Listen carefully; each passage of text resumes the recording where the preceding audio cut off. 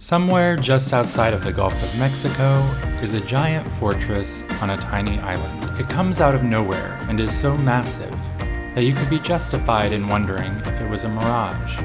But it is a real place, with beautiful beaches and crystal clear water, and today it is a US national park, one of the few that are in the middle of the ocean. And because of its location, it's one of the least visited parks in the country.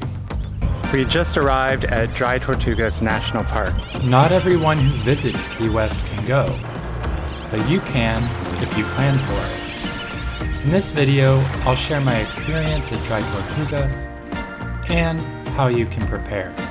But first we have to drive from Miami to Key West, and we have a few stops along the way, starting with lunch. I don't mind doing a full-blown recommendation of the Thai restaurant we stopped at. They were very kind, and the food was delicious and authentic.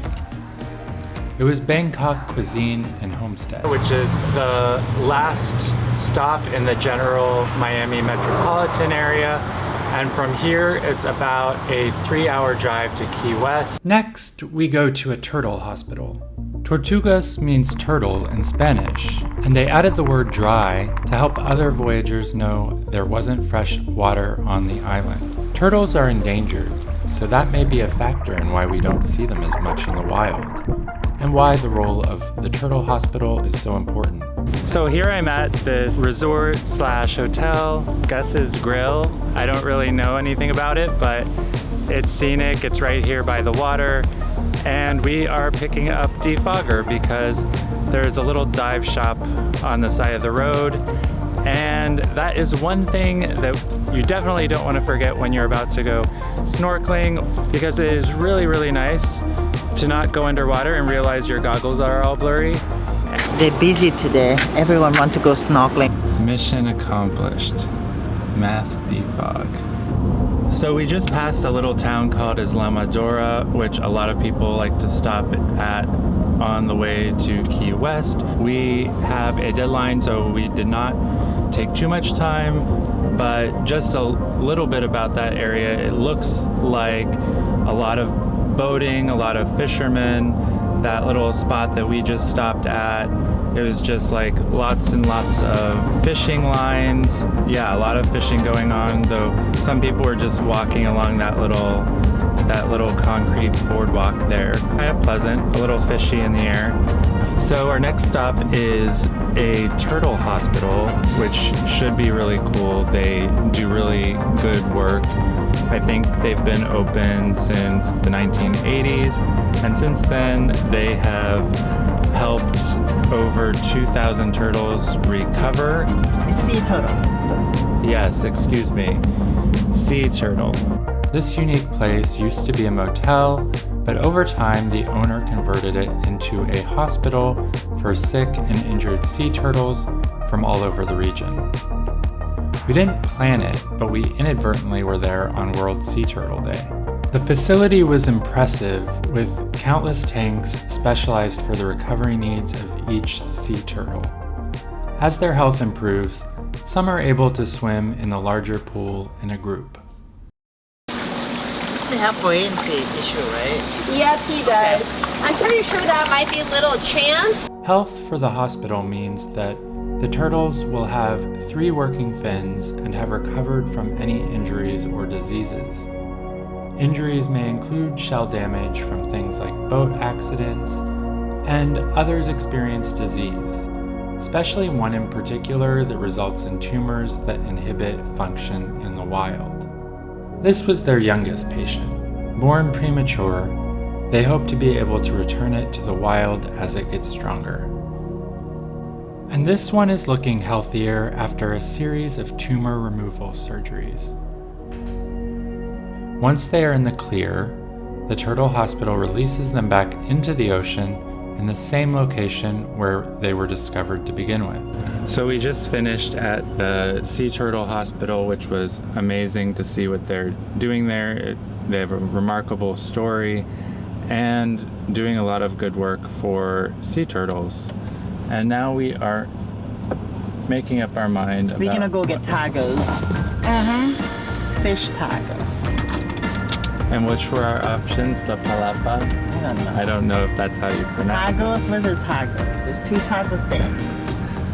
it. So, yes, that. Before moving on from Marathon, Florida, we made another quick stop at a small outdoor taco place called La Palapa. Really nice and easy place to stop if you're in the area around mealtime.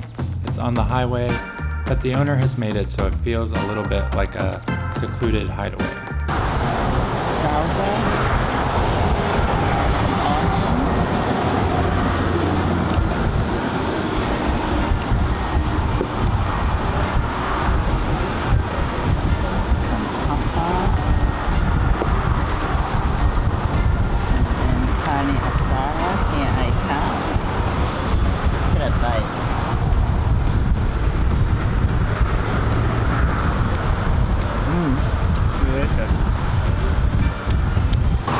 Amazing, it's delicious. Sombrero Beach is kind of a family beach. There are volleyball courts, a grill, and there's still a lot of people here even though it's about dinner time now. It's in the evening and it's just really, really hot out, so I think people are just enjoying being by the ocean, feeling the sea breeze. The thing is, we're kind of stalling because we want to see the sunset from the old 7 Mile Bridge. If you're not familiar with the area, there's kind of the main 7 Mile Bridge, the new 7 Mile Bridge that you drive on to get all the way to Key West. And then there's an older version of the same bridge, and that one is not intended for driving anymore, but there's a portion of it that remains that you can walk along and just look out over the water. So we are getting closer and closer to Key West. Early tomorrow morning, we will be heading to Dry Tortugas National Park. You know, not a whole lot of people get out that way because it actually is an island. It's 70 miles off the coast of Key West, and it's very, very tiny. It's actually a series of islands, I should mention. But I think if I remember correctly, the main island where the headquarters is Garden Key, so we will go there. Right now we're on the old 7 Mile Bridge. So this is the one that is now open for people to walk along or bike. And behind me, you see the 7 Mile Bridge that is in use today, and this is the bridge that you drive along to get all the way to Key West. It's a great place to see the sunset.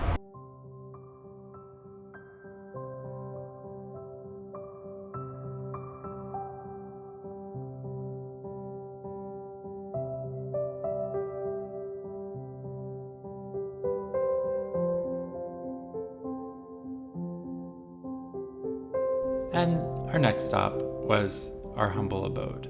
Key West is obviously known for its party scene, but we were getting up super early to catch our ferry for Dry Tortugas the next day. So it's around 6:45 and we are headed to the Dry Tortugas ferry, which is called the Freedom Yankee Ferry. You can find it online, how to get tickets.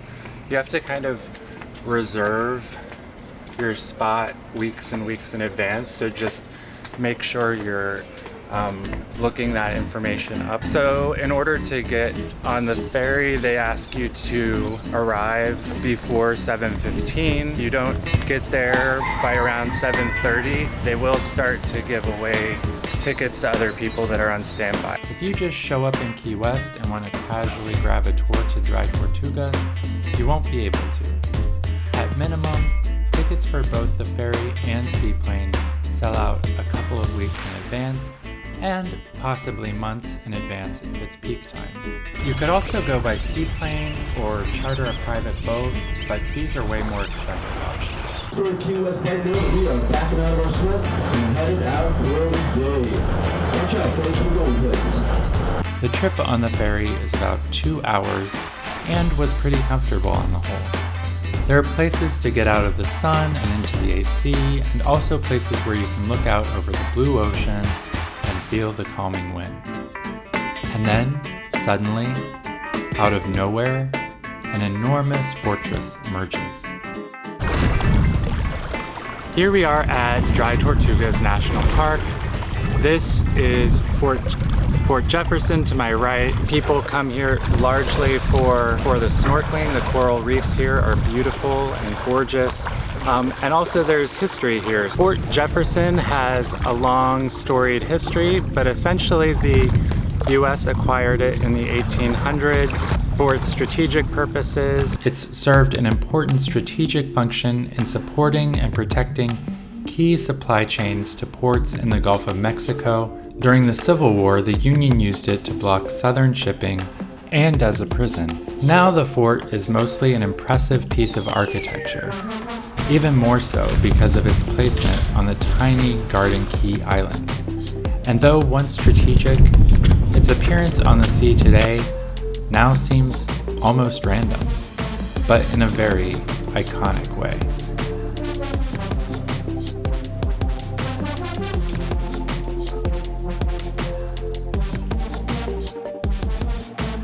We are on the second floor of Fort Jefferson, and this view that I have behind me is the view that you get all around the island. We'll also just notice just how beautiful and vast and big this place is.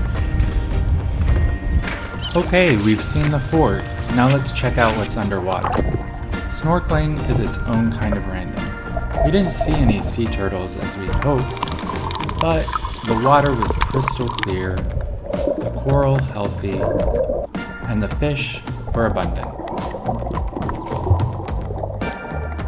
A remote location, a one-of-a-kind setting, Dry Tortugas was a wonderful place to swim and explore. My partner was the one who thought ahead enough to book us tickets, so I'm lucky. Otherwise, we would have counted ourselves among the crowd that visits Key West, only to realize one of the most epic experiences is not available to them. So it's about 5:30 and we just got back from Dry Tortugas National Park, and we are now back at Key West, and we are figuring out what we want to do tonight. Probably dinner somewhere, and also just get a better sense of the town, see what's out there, and just explore. Once back in Key West, we mostly meandered and took in the general vibe. We are now headed toward the southernmost point in the United States. And there always seems to be a line. Key West is, of course, a big stop, so I can't quite do it justice from this weekend trip, but I'll share some of the highlights in my next video. If you're new to our little channel, welcome. This is Far Off the Mark, where we're all about exploration. If you liked what you saw here or see potential, give us a like or subscribe to encourage us to keep going.